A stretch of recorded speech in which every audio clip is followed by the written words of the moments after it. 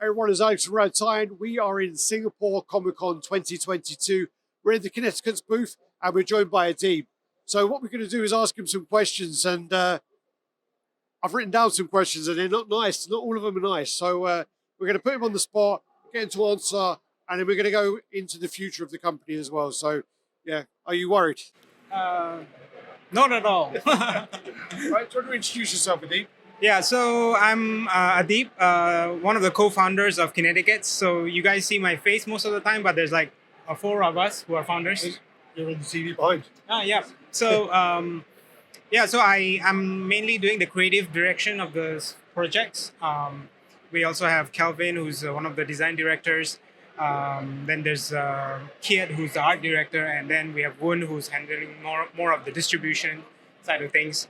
So yeah. I'm just the face, but yeah, there's a lot of going on the background. So how did you get into this to start with? So we actually, Mighty Jacks actually launched video recently, which actually kind of gives a bit of an overview of our history and how we got started.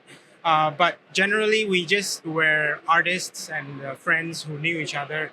And Singapore being a small country, we actually met at cons like this, and one day decided why not create, just over coffee, we decided we wanted to create statues and figurines of our favorite characters.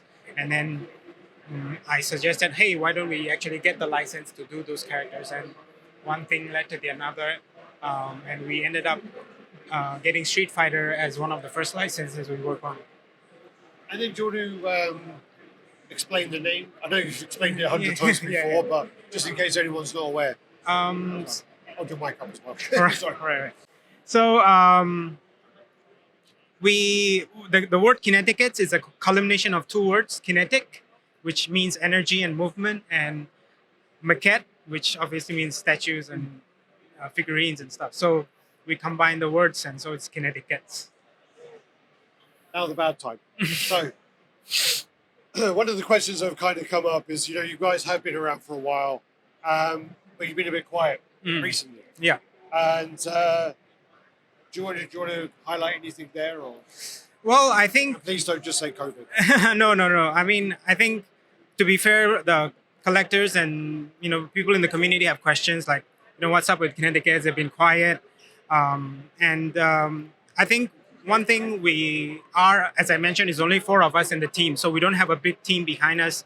And when we first started this, we had day jobs that we attended to, and while doing this on the side. So, this being our passion and what we love about statues and collecting. So it's only until recently, which we'll talk about more, but as we became part of Mighty Jacks, we are finally all able to commit to this full time and make things much more efficient and move things faster than when we were able to just last year. So a lot of the projects that we had, especially the older projects, were delayed, or the production started late, and it's because we were not fully committed to the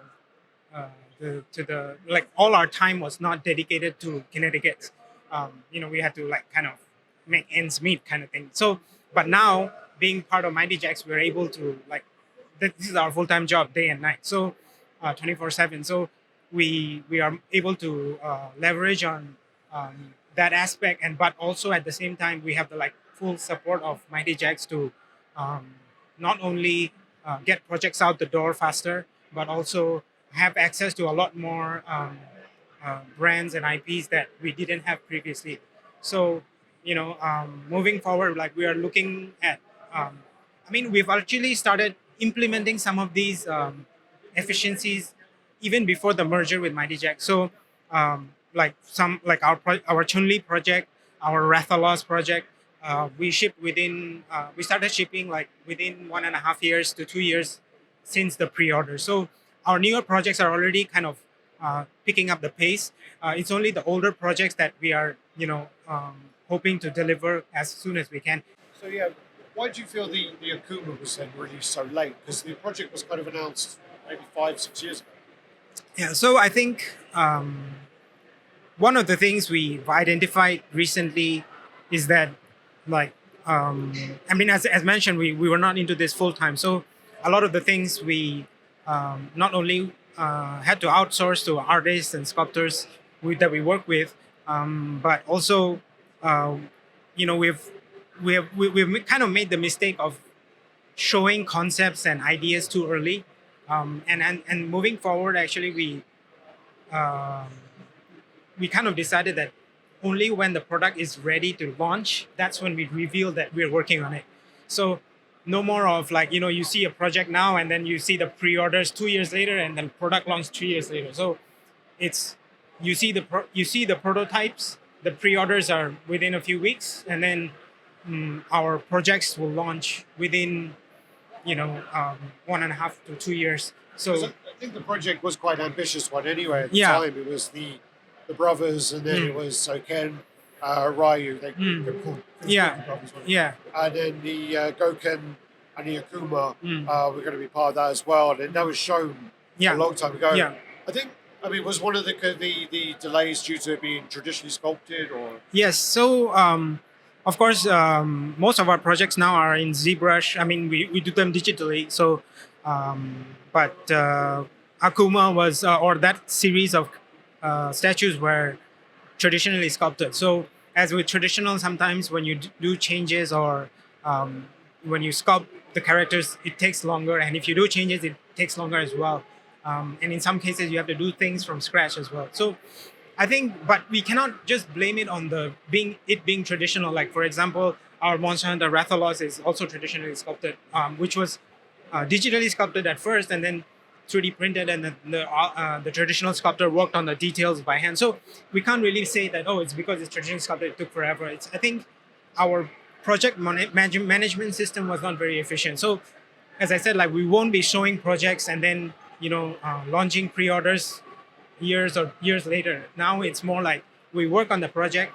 When it's ready to show, that's when we announce it, and then the pre-orders are like weeks after, and then we launch the project. So I think with Akuma, what happened was that we were also kind of testing the market. Like, oh, we launch Ken, see how he does, and then based on the reception, Ken sold out quite fast. So we started working on Ryu, but then due to delays in, like, the timeline of the project, because the sculptor that we were working with were working on multiple projects. So of course he has other clients, but he was doing multiple projects for us. So, which was also another mistake we don't want to repeat, because we want the sculptor focus on the project and to be able to deliver on time.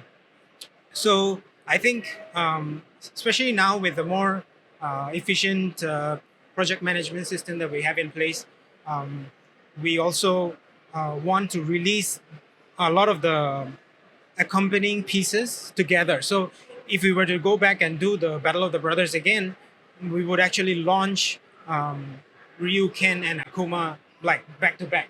Yeah. Which we actually did for, like, for example, the Femme Fatale. Yeah. So we had, like, Juri, Kami, and Chun-Li pre-orders were, like, the Devil May Cry stuff as well. yeah. So it was concurrent actually for the Devil May Cry. So we have, as a company, you can't say you never make mistakes. We always make mistakes. The best part is if you do make mistakes, you learn from it. Yeah, exactly. So Otherwise, what's the point, right? So it's part of the process to make mistakes, but you have to learn from them and move forward. So I think, that's and then so some of the comments are not nice about Akuma. They're sort of saying, you know what, this is a piece from 5 years ago. This may look outdated now, and why have you released this? Yeah. So I think, what's your response to that? I think firstly, we wanted to make sure that those who supported us for Ken and Ryu, there's a follow up to that, because we did get queries like, hey, even though we took our time, people were still asking when are the next in line in this line, right? So this is kind of the the response to that, like, where we want to at least deliver you what you guys want to display, but you want to honor the loyal fans who have invested in the exactly. project. But at the same time, also, to answer your question about the sculpt being, a bit maybe dated for this time, for this day and age kind of thing.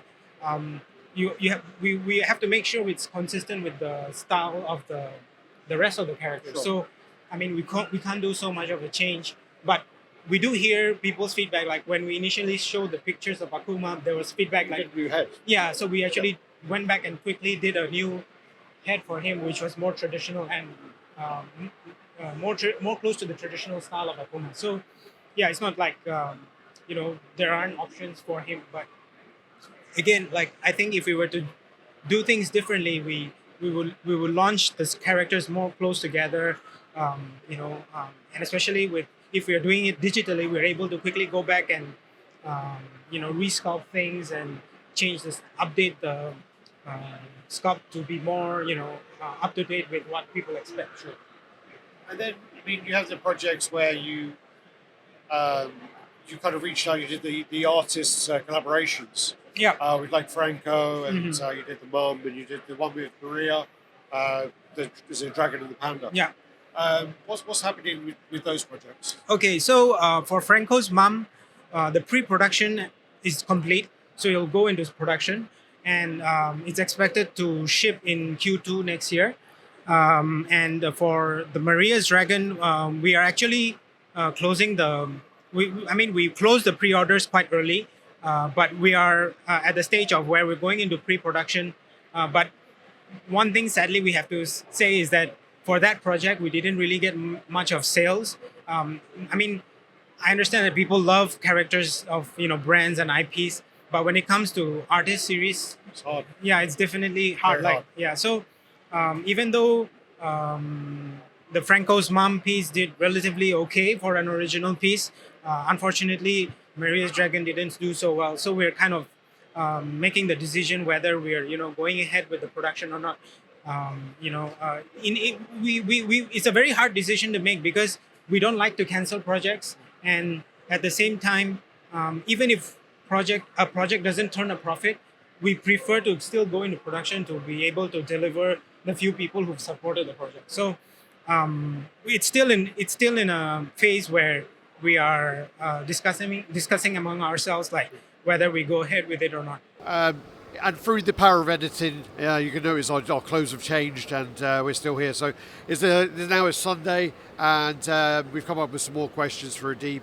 We just got joined by Stanley Archer, which was absolutely amazing, and we decided that we're going to sort of talk more about the kind of artists, how companies approach artists, and the process. Because I think that's something we don't really talk about in the hobby. So is that something you want to elaborate on? Is how do you determine which artists to use for which projects? Yeah, so as you guys see most of the time, but there's like 4 of us, and out of the 4, there's 3 artists internally that we work together. So a lot of the concepts and things that we do are done internally. So it's not like we hire an outside concept artist, which we do in some cases, but we do a lot of the development in-house as well. So do you name drop some of the yeah. So of course, artists you work that's me, Adib. I'm more of the creative director who when it comes to concept ideas, I propose and still we discuss internally and decide. And then there's Kelvin, who's the design director, who does a lot of the concept art as well. And there's Kiet, who's the art director, who approves all the various stages of art checks and the final approvals before they go to licensors for approval. Yeah. And then the external names as well?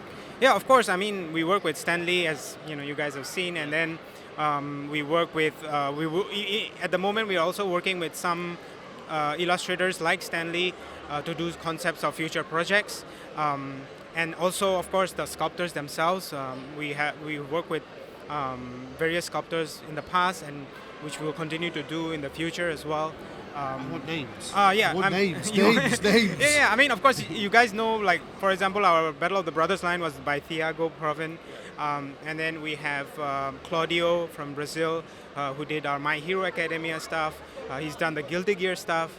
And he has even done the Attack on Titan stuff. So, for the anime kind of things, he's been quite involved with us. And then We have worked with Vimal, who's like a great health sculptor. He's done the Beast Unleashed um, statues, the Guile and Nash statue.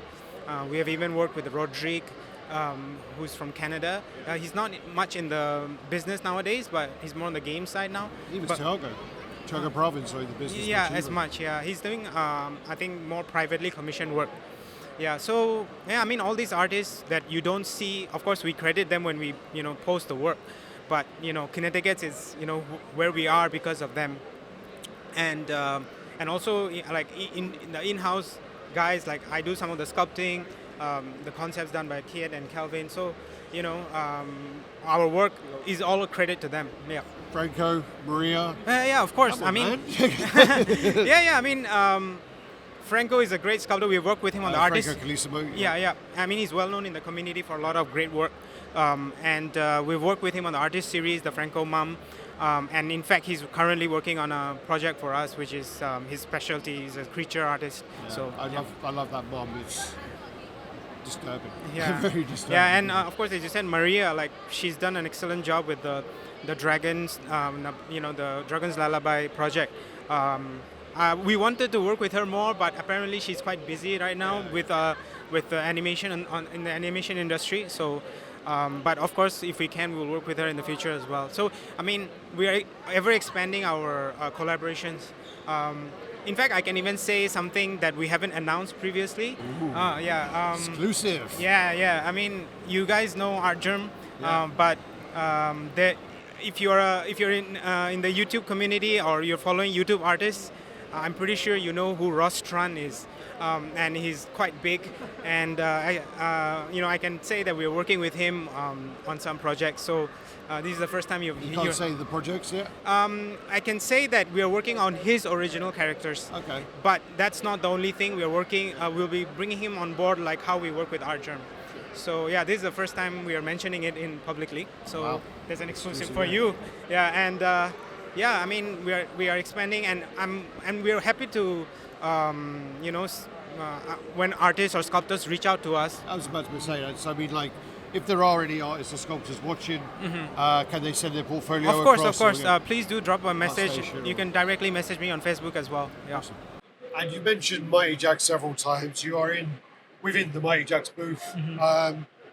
There's been a post out, to say that you're kind of working together. Do you want to sort of clarify that relationship and Yeah. how that affects Kinetiquettes, whether it's going to mean that your work is going to change or anything like that? Okay, so we are now part of the Mightyverse brand. So Kinetiquettes will still remain as Kinetiquettes.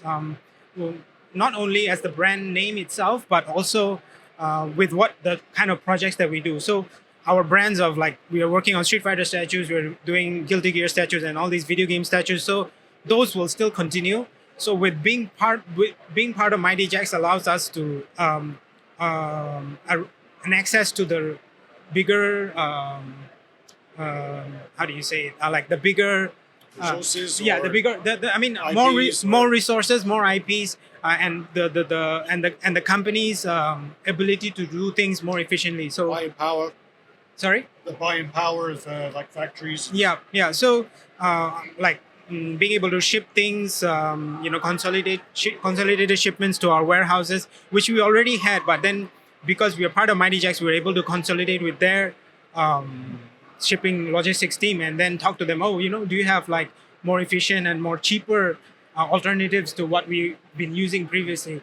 And that's just one aspect of it. Like we are already working with them with integrating some of their technologies, like for example, ID tags into statues, so you can actually literally scan the statues and see information on them on the Mighty Jacks app, so kind of thing. So those are like steps we are already starting to take for future projects. So I mean, being part of Mighty Jacks allows us a lot of these resources, so to say. But Kinetiquettes itself as a brand will still continue to do the things that we do, but with now being able to expand our kind of ability to be able to deliver projects more efficiently, and at the same time also because of Mighty Jacks' connections, we're able to even have new collaborations that we are actually happening right now in the background, which are yet to announce. But I think there's a lot of exciting things going on that we will be sharing soon. Yeah. So just to summarize there, I mean, what differences do you think are in place now to install confidence back into your customers?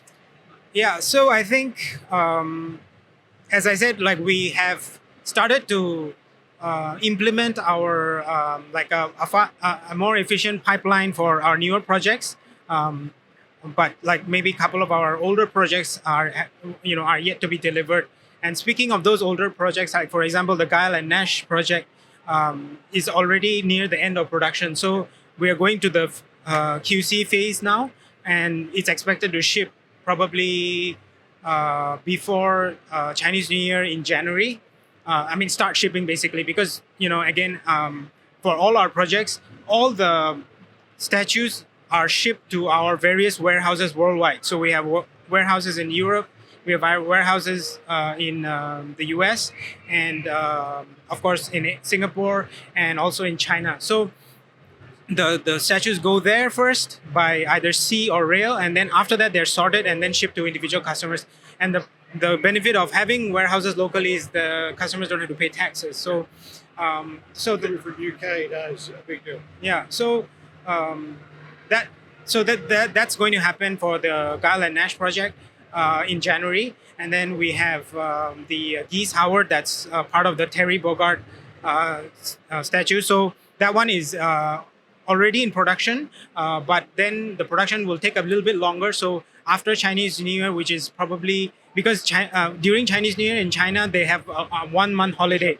Yeah, so it will continue after that, and then probably in April we will start to ship out the statues again to our warehouses first, and then to the individual customers. So what the aim here is, we want to get our older projects to the customers as fast as possible, and then while at the same time maintaining the pace that we have with all our current projects. So things we have already pre-ordered, like the Attack on Titan statue, the Akuma statue, those are not getting delayed. So we are keeping the pace, and they will ship on time. So moving forward, anything that we are doing right now, we are benefiting from being part of Mighty Jacks, where everything is like on a roll. So everything is becoming more efficient, and with the support and resources, we are making sure that when a project is like, as I mentioned, when we show a project, it's almost ready to pre-order, and when you pre-order, we ship within 2 years. So not anything beyond that is not going to happen anymore here at Kinetiquettes. Yeah. So currently at this con, we have the maximum number of new statues that we had compared to all the previous cons. So this year we have like 4 new prototypes we are showing. So they're almost like ready to be pre-ordered. So the pre-order information will follow up soon after the con. Yeah, so we have the Rathalos from Monster Hunter, and this is the final production piece that's on display. And we have Chun-Li, which is also the final production piece of which is shipping right now to the collectors, actually to the warehouses. Yeah. And then we have the next in line with the Street Fighter Chun-Li is the Street Fighter Cammy. They both are German?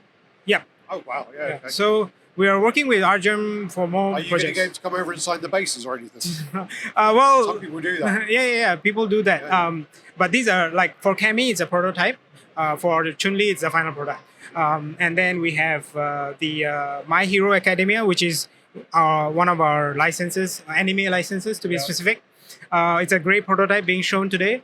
And then also we have the Guilty Gear quarter scale, Soul and Kai prototypes as well.